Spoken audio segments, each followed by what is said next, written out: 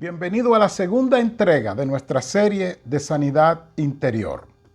Este es el inicio de un discipulado y cuando usted escucha que estamos hablando de discipulado y de sanidad interior, podría surgir la pregunta en usted, pero ¿cómo es que es un discipulado y habla de sanidad interior? Permítame hacer memoria de lo que estudiamos en la primera lección y así le respondo su inquietud. En la lección anterior vimos entendiendo la imagen y semejanza de Dios en nosotros. Partimos de Génesis 1, 26 y 27, que dice que fuimos creados por Dios a su imagen, o sea, a su sombra, a su proyección y a su semejanza, dígase con parentesco a Dios, con afinidad a Dios. Esto es de suma importancia y aquí respondo la inquietud de por qué un discipulado inicia hablando de sanidad interior. El detalle está que cuando nosotros vamos a construir un edificio, lo que hacemos es que lo primero es que adquirimos el terreno. No hacemos un diseño sin tener el terreno, sino que compramos el terreno y diseñamos en base a lo que tenemos.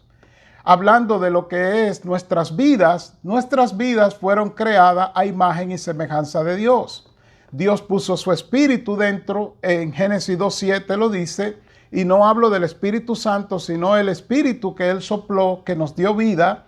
Y entonces dice la Biblia en Génesis 3, del 16, o más bien del 6 en adelante, pero puede verlo desde el versículo 1 del capítulo 3, cómo fue que el hombre se dañó, la mujer se dañó, la raza humana se dañó, hubo un diálogo con Satanás, Adán y Eva comen del fruto prohibido, que el pecado no consistió en comer del fruto prohibido, sino en desobedecer a Dios. Y entonces entraron tres sentimientos, y eso usted lo puede ver en Génesis 3, como ya dije. Si usted lee la Biblia, pues Génesis 3, desde el versículo 6 en adelante, dice que vio la mujer que el árbol era agradable y comió y le dio al marido y comió él también. Y entonces fueron abiertos sus ojos, se avergonzaron, se escondieron de Dios porque tuvieron miedo y se culparon los unos a los otros porque entraron en ellos tres sentimientos, repito, vergüenza, miedo y culpa. Al entrar esos sentimientos, y eso está en nuestra primera lección, si usted no la ha visto, yo le solicito, le sugiero que pare aquí y vea la primera entrega porque esta es una continuidad para que Dios nos sane interiormente. Entiéndase que además de salvarnos en Cristo, restaure nuestra vida a su imagen o conforme a su imagen y su semejanza como Él nos diseñó originalmente. Decía en la analogía, entiéndase la comparación del edificio, que usted primero compra el terreno. Luego que hace el terreno, usted compra el terreno, usted adquiere el derecho para construir. Entonces usted hace un estudio de factibilidad en ese terreno y en base al estudio que se hace es que usted construye. Luego usted contrata a los expertos para que hagan el trabajo. Pues fíjese que la vida cristiana es lo mismo. Cuando nosotros nos convertimos a Cristo, se nos debió ministrar, informar y enseñar que hay un diseño de Dios sobre nosotros, que Dios trazó un plan sobre nosotros, que hay un plan diseñado y que Dios quiere construir en ese terreno que somos usted y yo. Pero para Él construir, nosotros necesitamos entender, número uno, que Él nos creó a su imagen y semejanza. Número 2, que dependemos de Él y solamente de Él. Y número 3, que fuimos dañados por el pecado, dígase miedo, vergüenza y culpa, que estos modificaron la personalidad de Dios. Dicho eso, continúo con esta segunda entrega, con el título, La promesa de Dios para restaurarnos en Cristo. El texto para aprender y meditar se encuentra en Génesis 3:15, que dice: por favor, apréndase ese texto. La manera que les recomiendo, les sugiero, es que lo escuche, lo lea y además lo escriba varias veces con sus propias manos en un papel. Y pondré enemistad entre ti y la mujer, entre tu simiente y la simiente suya. Esta te herirá en la cabeza y tú le herirás en el calcañar. Como parte de las consecuencias de la caída, en Génesis 3, 16 al 24, Dios dispuso una serie de castigos para la raza humana. No lo voy a leer, pero usted puede ir a Génesis 3, 16 al 24 y ver cómo Dios dispuso que la mujer iba a dar a luz con dolor, que el hombre tendría que labrar de manera agónica la tierra para que ésta le dé fruto, porque ya la tierra era maldita por causa del pecado, que iba a haber una enemistad natural entre Satanás y la descendencia de la mujer, entiéndase, entre Satanás y la raza humana, no hay conciliación alguna. Entonces, todo eso es parte del castigo. Ahora, note esto, cuando Dios dictó una sentencia sobre el pecado o por el pecado que cometimos, antes Él había dado una promesa. Esa promesa la acabamos de leer en Génesis 3:15. Y pondré enemistad entre ti y la mujer. Esa es la primera parte de la promesa, una enemistad natural, una batalla natural. Por eso dice la Biblia en Efesios que no tenemos lucha contra sangre y carne, sino contra potestades, contra principados que en los aires operan. De eso a eso se refiere Efesios. Pero la segunda parte de esta promesa es la que queremos ver en este día. Y es que dice que entre tu simiente y su simiente, y dice, esta te herirá en la cabeza, refiriéndose a la profecía, el decreto de Dios de que Cristo vendría y aplastaría la cabeza de Satanás. Ya veremos cómo lo hizo.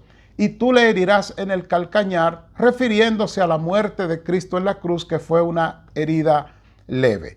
Así que antes de Dios dictar sentencia, Él dio una promesa. ¿Cuál promesa? La promesa de restaurarnos en Cristo, que es lo que estamos viendo. Conocer y entender esta promesa es de un valor incalculable para nosotros poder ser sanados interiormente, sanados emocionalmente. Entiéndase, para que usted lo vea mejor y más claro, que todo ser humano está enfermo en su interior. Tiene algún problema que no le deja convivir con sus semejantes de manera o de la manera que Dios le agrada o de la forma que Dios quiere. Esto es porque miedo, vergüenza y culpa están dentro de nosotros, y cuando operamos en estos sentimientos o por estos sentimientos. Pero cuando nosotros entendemos esta promesa de Génesis 3:15, vemos que el Señor nos mostró su amor por encima de nuestra condición. Aún estando caídos en pecado, Él dio la promesa. Y que Él nos entregó su plan de restaurarnos antes de sentenciarnos. Y yo doy gloria a Dios por esto, que nuestro Dios es un Dios de amor, es un Dios de paz y es un Dios de esperanza, que no anda con un látigo para golpearnos por nuestra caída, por nuestras heridas, por nuestros problemas, sino que Él anda buscándonos como buscó a Adán en el huerto, y eso lo vimos en la lección anterior. Adán, Adán, ¿dónde estás tú? Dios ve a Adán escondido, pero como Él sabía que lo que quería era restaurarlo, Él pregunta dónde está para que Adán salga y se confiese ante Dios, como dice Proverbios 28:13, que el que confiesa su pecado, el que lo declara y se aparta, alcanzará misericordia, pero el que lo oculta, el que no lo confiesa ante Dios, sencillamente recibirá desgracia, parafraseando el versículo. Así que aquí vemos al Señor haciéndonos la promesa de restauración.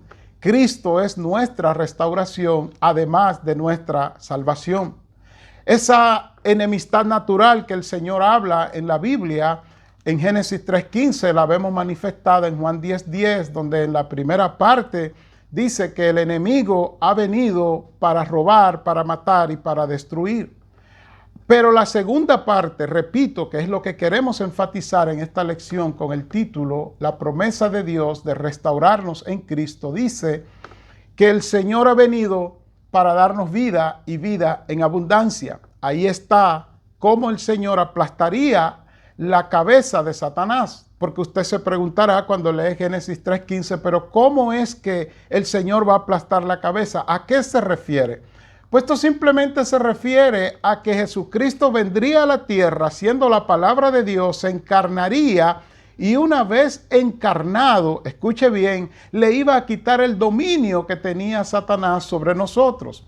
Si ahora usted es hijo de Dios, como dice Romanos 8:32, que Dios no escatimó a su Hijo, no lo escondió, no lo preservó de nosotros o por nosotros, sino que lo entregó por nosotros, ¿cómo no nos dará con Él todas las cosas? Incluida nuestra restauración, la restauración de nuestro interior, la restauración de la depresión, de la ira descontrolada, de esa falta de carácter que nosotros mostramos, esa falta de amor o de manifestar el amor, esa falta, esa incapacidad o discapacidad, que es lo que debemos decir, para perdonar a nuestro prójimo, a nuestro cónyuge, a nuestros hermanos, en fin.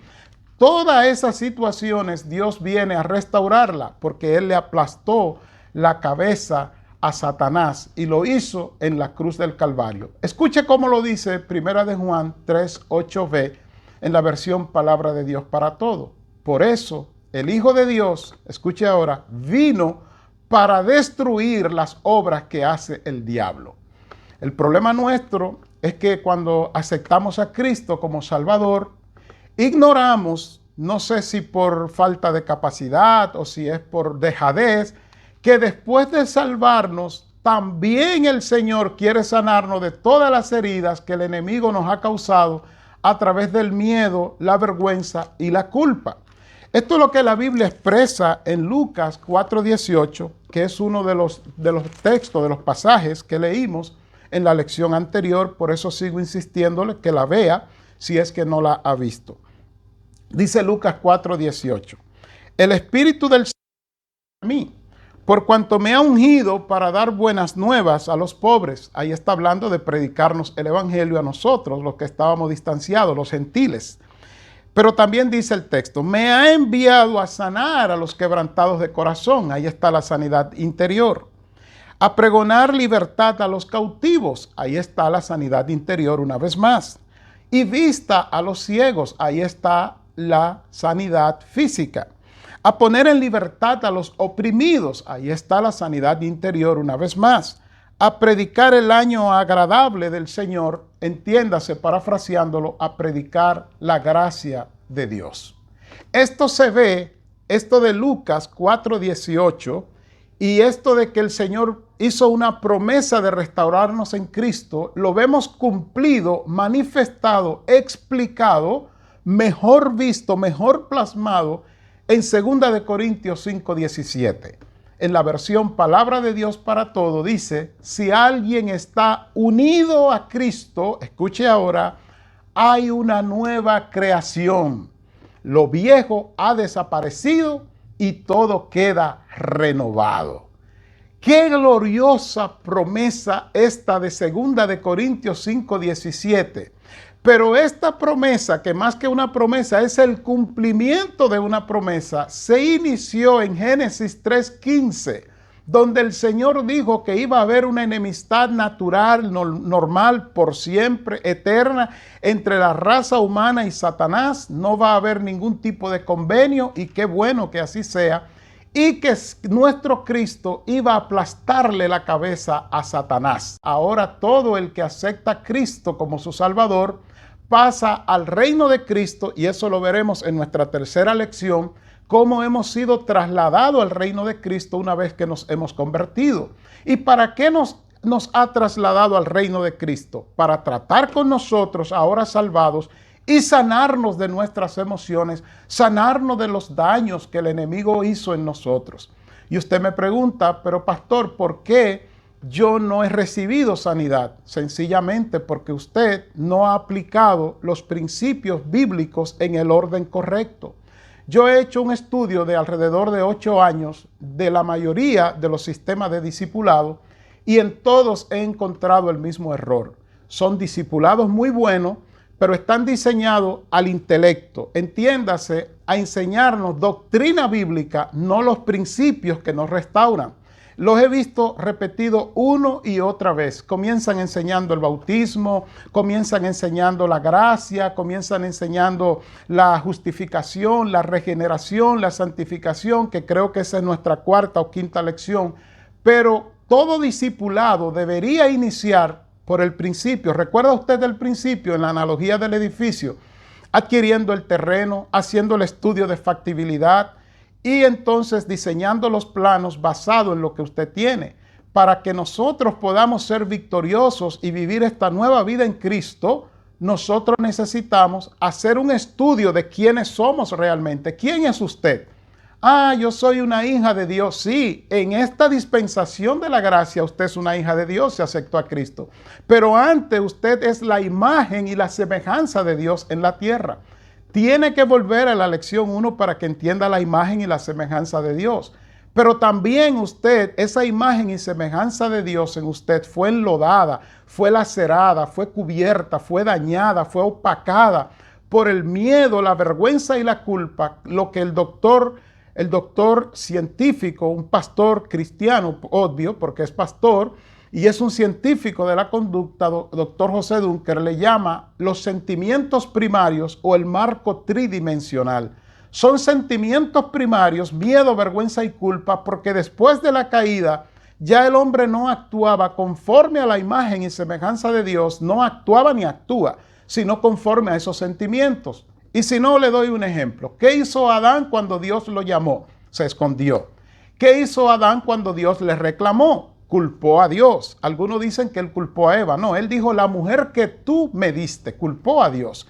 Y Eva estaba ¿verdad? En la acusación de Adán también, pero era a Dios lo que él le estaba diciendo, si tú no me lo hubiese dado, yo no hubiese comido. Pero cuando va Eva dice, no fui yo, fue la serpiente. ¿Ve usted cómo la personalidad fue modificada? Cómo el hombre ahora adquiere un conocimiento del bien y el mal, pero pierde la capacidad de entender que está mal y arrepentirse. Así que cuando Cristo llega a nuestras vidas, Él nos pone a cuenta con su Padre. Y ahora salvados en Él, es su voluntad que nos enfoquemos en nuestra relación con Él y así unidos a Cristo recibimos sanidad interior. Una vez más, 2 Corintios 5:17, pero esta vez en la versión Nueva Traducción Viviente, escúchelo como lo dice. Esto significa que todo el que pertenece a Cristo se ha convertido en una nueva vida. Se ha convertido en una persona nueva, dice el texto. La vida antigua ha pasado, una nueva vida ha comenzado. ¿Ve usted cómo el Señor quiere que iniciemos una nueva relación? Donde además de salvados, ahora le permitamos que Él trabaje en nosotros. ¿Cómo es esto de que esta promesa de Dios de restaurarnos se cumplió en Cristo? Escuche lo que dice la Biblia en Juan 1 al 5 y después el versículo 14, y así usted tendrá un entendimiento. Dice el texto, y estoy leyendo en la versión Palabra de Dios para Todos. En el principio, antes de la creación del mundo, ya existía la palabra, hablando de Cristo. La palabra estaba con Dios y era Dios, hablando de Cristo, que es la palabra de Dios. El versículo 2, estaba ahí con Dios en el comienzo. Todo se hizo por aquel que es la palabra. Sin Él nada se había hecho. En Él estaba la vida y esa vida era la luz de los seres humanos. Y escucha el 5. La luz brilla en la oscuridad. O sea, brilla sobre Satanás. Y la oscuridad no ha podido contra ella. Ahí está Génesis 3:15. La oscuridad, Satanás, no ha podido contra el Cristo que es la luz. Pero escuche ahora, es la luz y es la palabra. El versículo 14 de Juan 1, yo estoy leyendo en Juan 1 al 5, versión Palabra de Dios para Todos, y escuche lo que dice el versículo 14. La palabra se hizo hombre y vivió entre nosotros lleno de generoso amor y verdad.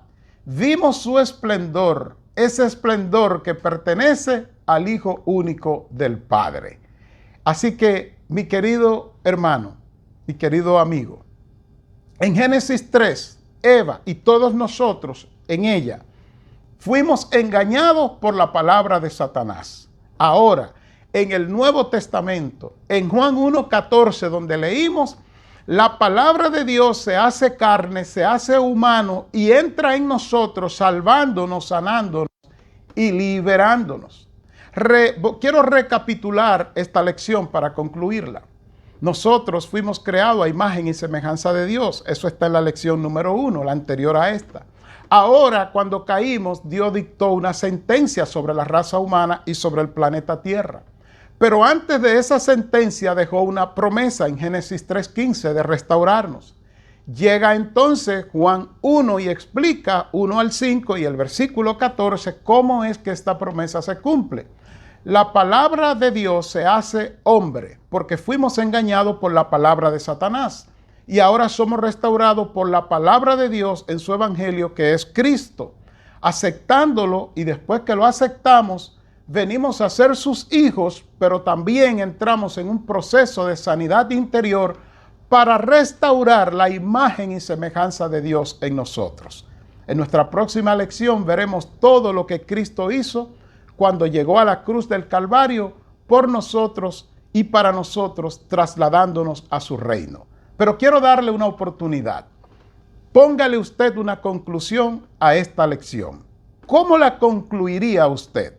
Yo le voy a dar mi conclusión, pero quiero que usted le dé la suya. La mía es que a pesar de la caída, o sea, el pecado original, el Señor estableció el medio de restauración para nosotros, aún antes de habernos sentenciado. Eso muestra su amor.